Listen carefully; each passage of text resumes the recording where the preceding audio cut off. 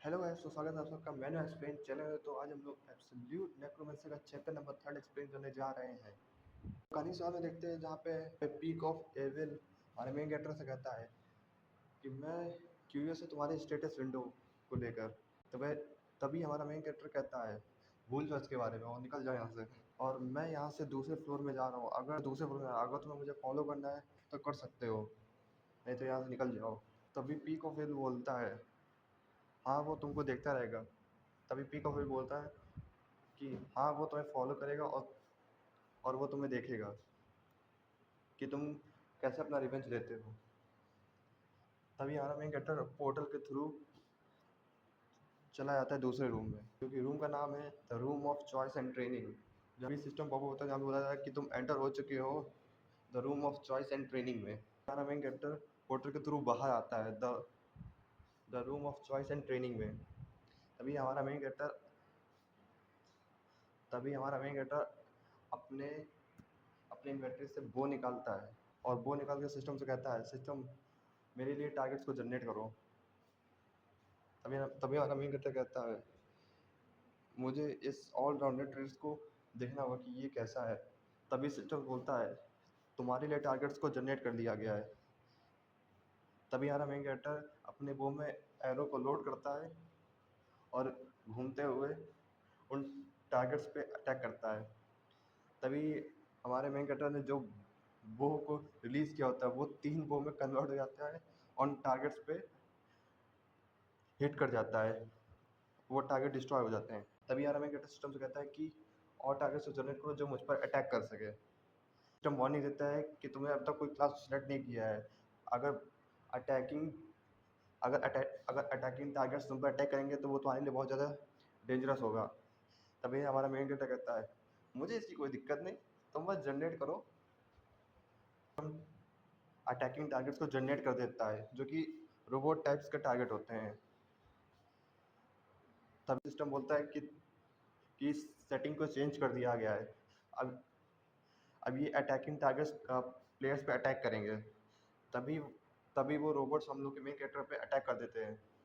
तभी हमारा main character बो से अटैक करता है और और वो सीधा जाके रोबोट्स के हेड पे लगता है। रोबोट्स को एरो नहीं लगा होता, वो हम लोग के मेन कैरेक्टर पे अटैक करते हैं। तभी एक स्लैश उन दोनों रोबोट्स को ख़त्म कर देता है और वो एक शॉर्ट स्लैश होती है। तभी हमारा मेन कैरेक्टर कहता है और ताकतवर टारगेट्स को जनरेट करो। तभी सिस्टम पॉप होता बोलता है कि कि टारगेट्स को जनरेट कर दिया गया है और उनके डिफिकल्टी लेवल को इंक्रीज कर दिया गया है। तभी हमारा मेन कैरेक्टर जंप करते हुए एक टारगेट पे अटैक करता है और हमारा मेन कैरेक्टर जंप करते हुए सीधा उस टारगेट के हेड पे अटैक करता है,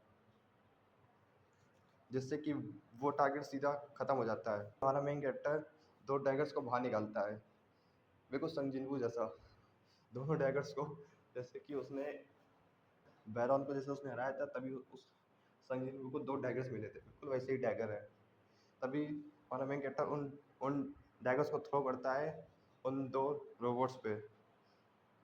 तभी वो दोनों रोबोट्स पे सीधा जाके वो डैगर्स हिट करते हैं और वो दोनों ख़त्म हो जाते हैं रोबोट्स। तभी हमारे मेन कैरेक्टर के ऊपर से उड़ने वाले टारगेट्स अटैक करते हैं। तभी हमारे मेन कैरेक्टर कहते हैं ये तो उड़ने वाले अटैकर हैं। और और वो जो वो जो उड़ने वाले अटैकर होते हैं वो हम लोग के मेन कैरेक्टर के ऊपर अटैक करते हैं। तभी हमारा मेन कैरेक्टर उस रोबोट से जंप कर जाता है और उनसे बच जाता है।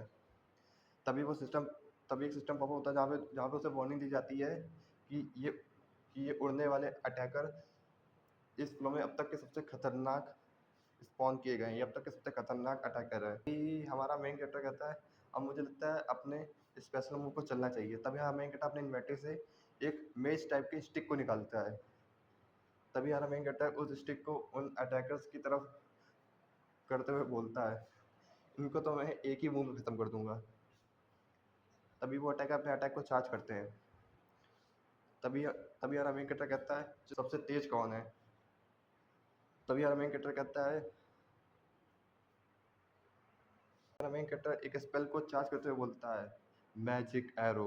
उसके ऐसे बोलते ही और वो अटैक जाके सीधा उड़ने वाले अटैकर को लगता है, जिससे कि वो सब ब्लास्ट हो। ये हमारा मेन कैरेक्टर कहता है, ये तो बहुत ज़्यादा बढ़िया है, ये ऑल राउंडर ट्रेड बहुत ज़्यादा बढ़िया है, मैं तो बहुत ज़्यादा ताकतवर हो रहा हूँ। तब तभी हमारे मेन कैरेक्टर के सिस्टम पे एक विंडो पॉप होती है जहाँ पे बताया जाता है कि तुमने अचीवमेंट को क्लियर कर लिया है। तभी तभी अचीवमेंट ऑफ ऑल मास्टर, जहाँ पे तुम्हें हर एक वेपन को यूज़ करना होगा चॉइस एंड ट्रेनिंग रूम में, और उसके रिवॉर्ड में तुम्हें एक क्लास दी जा रही है, ऑल मास्टर। और स्टैट्स तुम्हारे प्लस 5000 हो जाएंगे। तभी हमारा मेन कैरेक्टर कहता है, ऑल मास्टर क्लास। तभी सिस्टम वापस होता है जहाँ पे बताया जाता है कि तुम ऑल मास्टर क्लास को चूज़ कर सकते हो, लेकिन अगर तुमने the room of choice and training को छोड़ा तो तुम चूज़ नहीं कर पाओगे क्लास को। तो उसमें यस और नो का ऑप्शन आता है। तो हमारा मेन कैरेक्टर कहता है, मैं इसको ऐसे जाने तो दे नहीं सकता द ऑल मास्टर क्लास को, तो मुझे क्या इसे अपने मेन क्लास के लिए चूज़ कर लेना चाहिए। तो कहता है सिस्टम, ऑल मास्टर क्लास को मेरी सब क्लास में ऐड कर दो। तभी सिस्टम पॉप होता है जहाँ पे वो हमारे मेन कैरेक्टर बताता है कि मैं ऐसा नहीं कर सकता। तभी हमारा मेन कैरेक्टर गुस्से में बोलता है, ऐसा क्यों नहीं कर सकते। तभी सिस्टम पॉप जहाँ पे बताया जाता है कि सब क्लास तुम तभी अनलॉक कर सकते हो जब तुम 100th फ्लोर पे पहुँच जाओगे, 100 फ्लोर को जब तुम क्लियर कर लोगे। उसमें दिखाया जाता है कि जहाँ पे उसका सब क्लास स्लॉट्स को लॉक होता है, वो तुम्हारा तभी अनलॉक होगा जब तुम 100 फ्लोर को कंप्लीट कर पाओगे। तभी हमें क्रिएटर सोचते हुए बोलता है, डैम मैं तो भूल ही गया था कि जब 100 फ्लोर गिरोगे तभी तभी सब क्लास अनलॉक होती है। मेन कैरेक्टर कहता है, लेकिन मैं इस क्लास को ऐसे छोड़ भी तो नहीं सकता, तो क्या मुझे अपने एकम्प्लिशमेंट पॉइंट को यूज़ करना होगा। मेन कैरेक्टर सिस्टम से पूछते हुए कहता है, क्या मैं अपने एकम्प्लिशमेंट पॉइंट के थ्रू सब क्लास स्लॉट को अनलॉक कर सकता हूँ। तभी सिस्टम तभी सिस्टम कुछ सोचता है और फिर हमारे मेन कैरेक्टर से पूछता है, तुम्हें इस चीज़ के बारे में कैसे पता चला। तभी हमें एक्विजिशन पॉइंट के बारे में बताया जाता है, जहाँ से तुम एक्विजिशन पॉइंट के थ्रू अपने सिस्टम में कुछ चेंजेस कर सकते हो। तभी हमारा मेन कैरेक्टर कहता है, तुम्हें इस चीज़ की चिंता नहीं करनी चाहिए, तुम बस बताओ कि क्या मैं अपने 5000 एक्विजिशन पॉइंट के थ्रू अनलॉक कर सकता हूँ अपने सब क्लास स्लॉट को। इम्पॉसिबल तो नहीं है। तभी सिस्टम को सोचते हुए बोलता है, हाँ जी पॉसिबल है, लेकिन एक डील है। दिखाया जाता है कि एप्लीकेशन पॉइंट की डील ये है, जहाँ पे उसे पॉइंट की रिक्वायरमेंट होती है 5050 पॉइंट, हमारे मेन कैरेक्टर के पास इसमें पॉइंट है 5000, तो 50 पॉइंट्स की कमी है, जिसकी वजह से वो अनलॉक नहीं कर सकता अपने सब क्लास को। तभी हमारा मेन कैरेक्टर बोलता है, अब मेरे पास कोई चारा नहीं बचा है। तभी वो बाल को बुलाता है। मेन कैरेक्टर कहता है, विल बाल, तुम अपनी आइडेंटिटी को रिवील करो और मुझसे बात करो, जिससे कि मुझे कुछ एक्विजिशन पॉइंट मिल जाएंगे, और ये एक्विजिशन पॉइंट मिलेंगे जिससे कि मैं गॉड से पहली बार बात कर रहा हूँ, इसकी वजह से मुझे एक्विजिशन पॉइंट मिल जाएंगे। तभी हमारे मेन कैरेक्टर सिस्टम में पॉपअप होता है जहाँ पे बताया जाता है कि तुम्हें एक्विजिशन पॉइंट मिल चुका है क्योंकि तुमने पीक ऑफ इविल बाल से बात की है, जिसकी वजह से तुम्हें एक्विजिशन पॉइंट प्लस 200 मिलते हैं। तभी पीक ऑफ बाल बोलता है तभी पीक ऑफ बाल दिल मिला के कुछ कहता है कि क्या मैंने क्या मैंने सही किया है। तभी हमारा मेन कैरेक्टर कुछ अजीब सा चेहरा बनाते हुए कहता है, प्लीज़ ये दोबारा मत करना। सिस्टम बोलता है, क्या तुम एक्विजिशन पॉइंट को यूज़ करना चाहते हो अपने सब क्लास को अनलॉक करने के लिए। कैरेक्टर कहता है, हाँ मैं यूज़ करना चाहता हूँ। तभी पीक ऑफ बाल बोलता है, मैं तुम मुझ पर ध्यान नहीं दे रहे हो, फिर मैं यहाँ से चला जाऊँगा। सिस्टम कांग्रेचुलेशन बोलता है, जिससे बोला जाता है कि तुम्हारे सब क्लास को अनलॉक कर दिया गया और तुम्हें तुम्हें ऑल मास्टर क्लास दे दी गई सब क्लास में, जहाँ पे उसने ऑल मास्टर क्लास को सेलेक्ट कर लिया अपने सब क्लास में। तब सिस्टम पॉप होता है जहाँ पे बताया जाता है कि तुम फर्स्ट फ्लोर जा सकते हो अगर तुम रूम ऑफ चॉइस को डिस्ट्रॉय कर दोगे। तभी हमारा मेन कैरेक्टर एक अटैक को तैयार करता है अपने मेज स्टिक से और कहता है, बिल्कुल। तभी हमारा मेन कैरेक्टर कहता है, मैं ऐसा क्यों नहीं करूँगा, ये तो मेरी शुरुआत है रिवेंज की। तभी हमारा मेन कैरेक्टर उसी स्टिक को उसी रूम ऑफ चॉइस में ज़मीन में मारता है, जिससे कि वो रूम डिस्ट्रॉय हो जाता है।